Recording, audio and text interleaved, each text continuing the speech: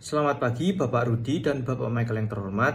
Kami dari kelompok 5 yang beranggotakan saya Albert Pratista Susanto dan rekan-rekan saya Devina Evangelia, Mareca Yuda, Friska Ariela, Talisa Doylen Sofi, dan Yudea Frederick. Untuk kasus yang dianalisis, lokasi persimpangan ini terletak di bundaran PTC di Jalan Mejen Yonosuwoyo, Surabaya. Seperti yang tertera di layar, kondisi persimpangan saat ini memiliki 5 exit atau 5 kaki yang ditunjukkan oleh pinpoint seperti yang tertera di gambar.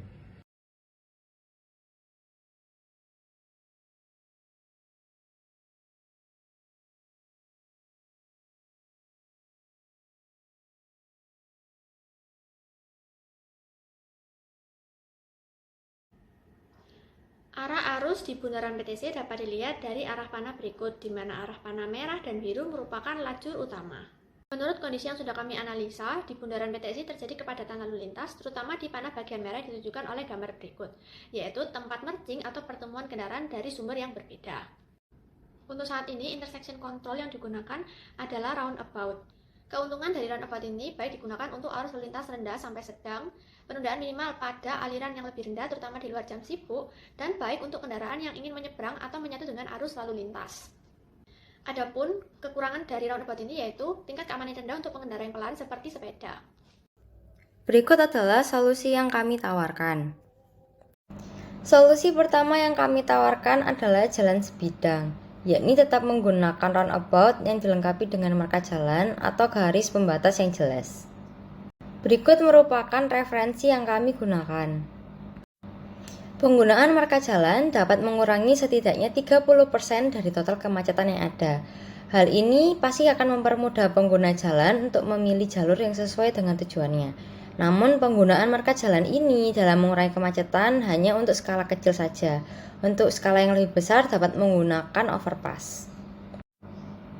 Usulan kami yang selanjutnya adalah dengan menggunakan jalan tidak sebidang, yaitu dengan menggunakan jalan overpass untuk di jalur utama. Berikut merupakan referensi yang kami gunakan. Untuk referensi kami, yaitu berlokasi di Bundaran Silverlink. Lebih dari 50.000 pengendara setiap harinya melewati crossroad dan arteri Ouro di bawahnya. Sehingga pada tahun 2016, Badan Jalan Raya berharap untuk membuat persimpangan 3 tingkat dengan jalur utara-selatan yang memiliki alur yang bebas. Menurut analisa kami, berdasarkan case yang ada, roundabout dapat digunakan, namun perlu ditambahkan overpass pada jalur utama untuk mengurangi tingginya arus lalu lintas kendaraan yang ada. Yang selanjutnya adalah kekurangan dan kelebihan. Kekurangan ditinjau dari 3 sisi, yaitu yang pertama adalah segi biaya, yang kedua dari segi lalu lintas, yang ketiga dari segi konstruksi. Kekurangan dari solusi pembuatan overpass. Membuat overpass tentu memakan biaya yang cukup besar. Biaya yang dikeluarkan bisa mencapai hampir ratusan M. Kekurangan yang kedua adalah, selama proses konstruksi pembuatan overpass, tentu akan mengganggu jalannya lalu lintas. Bahkan, bisa menyebabkan kepadatan dan kemacetan. Kekurangan yang selanjutnya adalah dari segi konstruksi itu sendiri.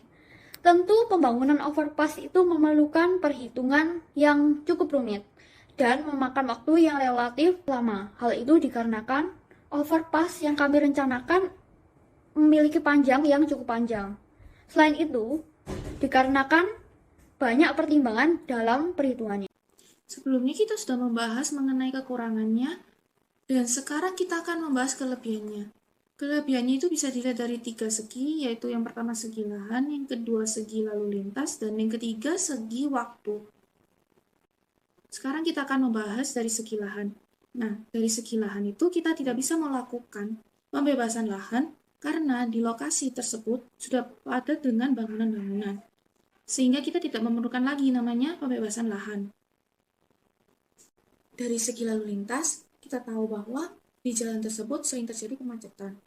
Untuk itu, kita mengusulkan jalan overpass dengan tujuan untuk mengurangi kepadatan lajur utama dan mengurangi tingkat merging di pertemuan jalan. Untuk membuat overpass, waktu yang digunakan tidak selama pembebasan lahan. Karena bisa dilihat dari lokasi tersebut banyak bangunan-bangunan Sehingga untuk melakukan pembebasan lahan itu cukup sulit. Sebelumnya kita sudah membahas mengenai kekurangan. Berikut adalah sumber referensi yang telah dikumpulkan untuk memenuhi data-data dalam penyampaian presentasi ini. Berdasarkan apa yang telah dijelaskan, kesimpulannya adalah untuk yang sebidang, tetap menggunakan runabout, tetapi ditambahkan dengan marka jalan atau garis putih. Untuk yang tidak sebidang, yaitu membangun overpass di jalur utama agar mengurai kemacetan.